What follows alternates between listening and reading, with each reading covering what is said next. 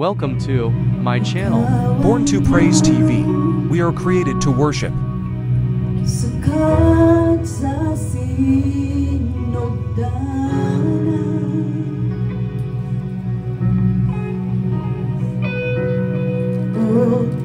Susunod sa Born to Praise TV channel.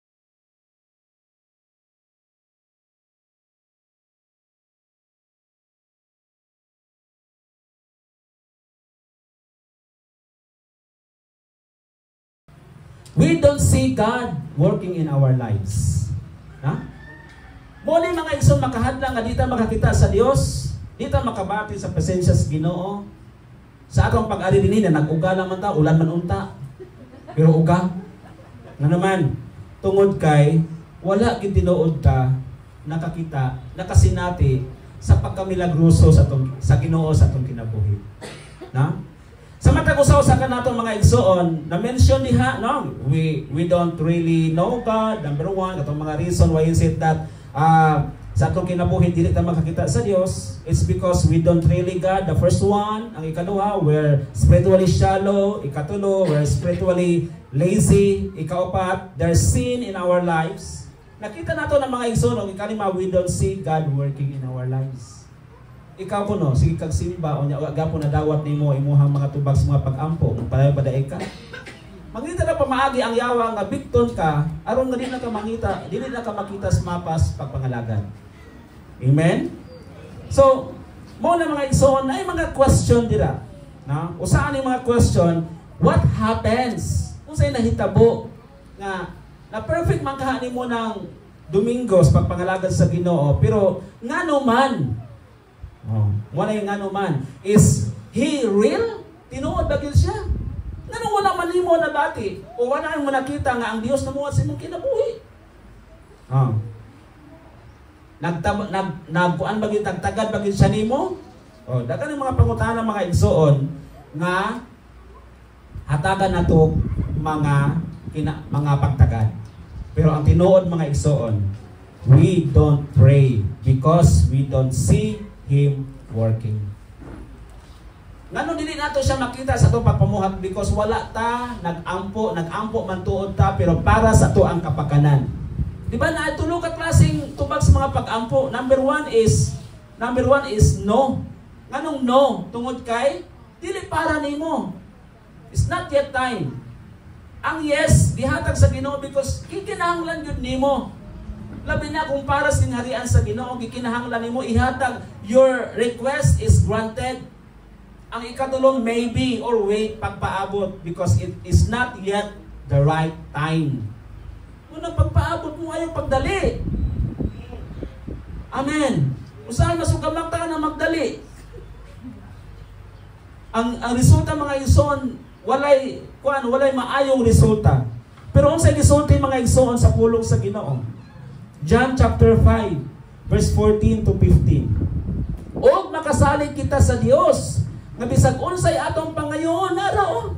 Nga promise sa Ginoo, bisag unsay atong pangayoon kaniya sumala sa iyang kabubuton, dunggon gayud kita niya. Pero nganong wala man nato nadungog ang tingog sa Dios? Parehas lang niya nakakita bagid ka sa Dios. Unsaon nimo pagkadungog nga mismo wa kay kakakita? Okay pa ba ta dira? Logic, that is a logic. Nga was nakakita ka, of course nakadungog ka. Tanawa si prophet Isaiah, because he see God standing and sitting down on the throne, wearing the white robe. Nakita niya. Of course, kung sa gibuhat niya sa iyang nakita sa iyang mga pananawon, iyang nadungog ang tingog sa Dios. The same thing, ang saan sa Ginoo, nga once we see God, there is provision. Makasalig kita. Amen. Makasalig kita bisag unsay atong pangayon kaniya sumala sa iyang kabubuton, dunggon gayud kita.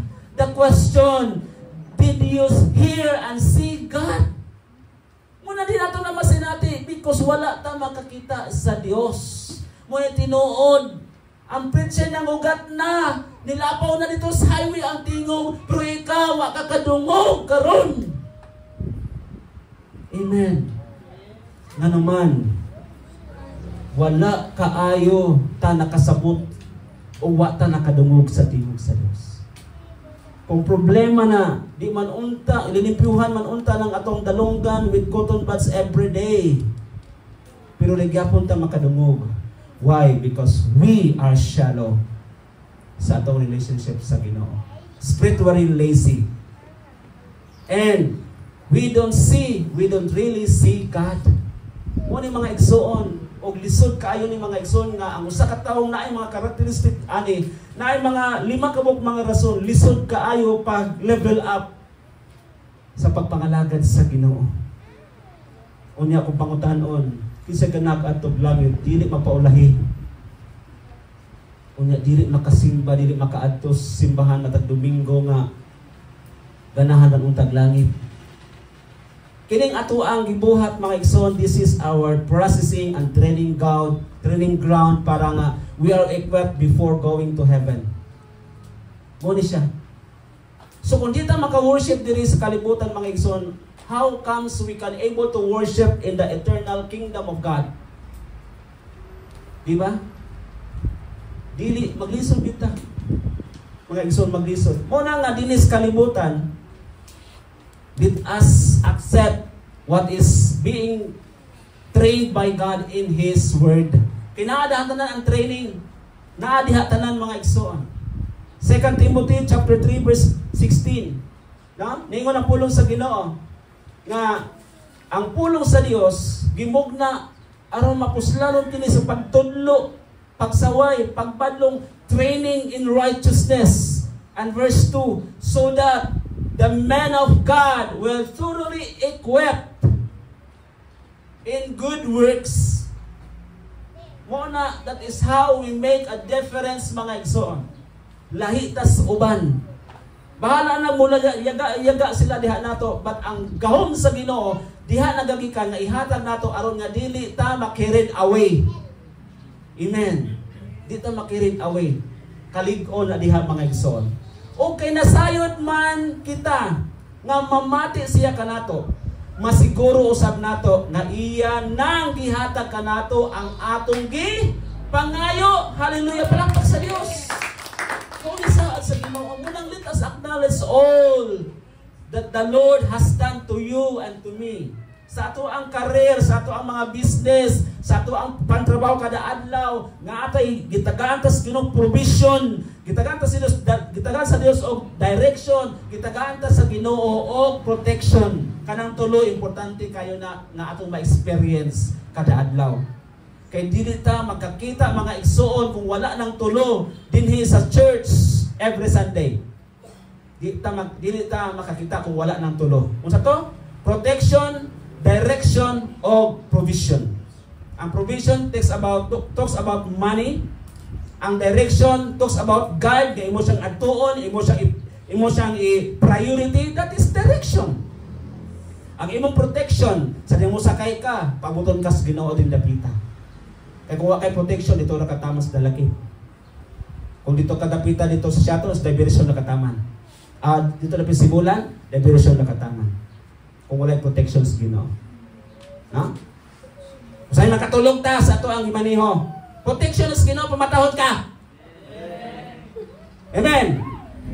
Usahay mo dive tabi sa bulay tubig. Naangya pa ng protection sa Ginoo. You should be thankful God is working with us. Palakpakan mo to si Lord mga iso. Hallelujah. For our conclusion, how big is your God? Unsa kadako ang imong Dios? Itubag na si mong hunahuna mga igsoon. Unsa kadako ang imong Dios nganong dili mo siya mabalibaran? Hallelujah. Kung dili mo mabalibaran ang Dios, ingon ana kadako ang Dios imong kinabuhi. Ingon ana kadako. Kung unsa ka gipanalanginan sa Ginoo, siksik-liklik kog umapaw, ingon ana kadako si Lord imong kinabuhi. Hallelujah. Nabisan todo gi kusog-kusog kas mga panulay. Gilibutan kas mga panulay. Nga alagad man kas Ginoo na sila. Pero nganong nakasurvive ka tungod kay God is so big sa imong kinabuhi. Hallelujah. Ana ang Ginoo mo nang dili na to ma-underestimate si Lord. Nabisan tuon na sakit sa imong kinabuhi pero naakaron ni barog tungod kay dako ang imong Dios sa imong kinabuhi. Hallelujah. Ayaw i-small ang Ginoo ang power sa Lord. Do not small. Ingon ang pulong sa Ginoo ang mga igsoon.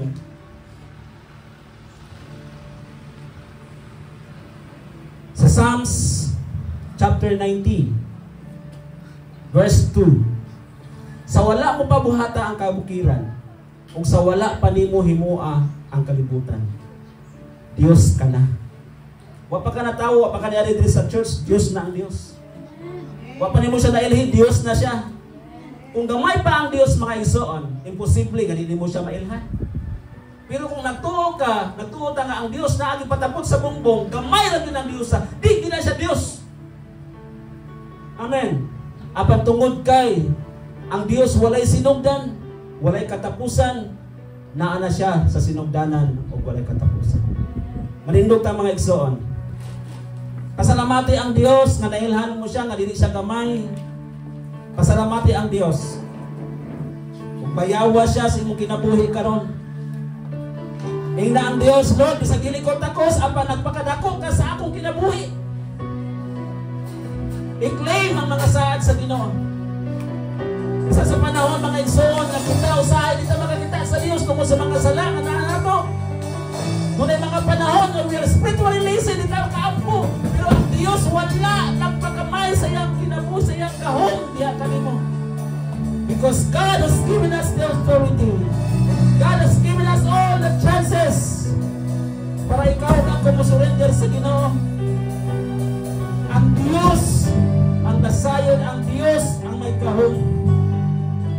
We did not see God physically, but we believe na ang Diyos, ang iyang working power na sinatian nimo og nako igsoon. Kung nining mga takna igsoon, hallelujah, ipagtumbang imong tingog sa Dios. Hallelujah. Susunod sa Born to Praise TV channel.